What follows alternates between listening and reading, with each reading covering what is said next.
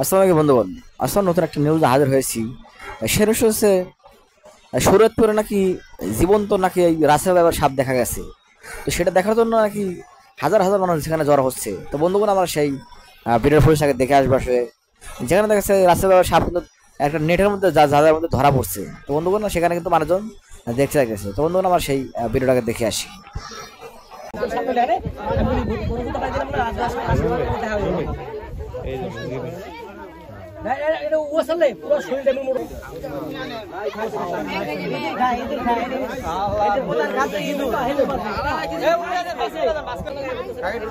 না না দরকার নেই দরকার নেই ওটা দরকার নেই। এই রবি দরকার নেই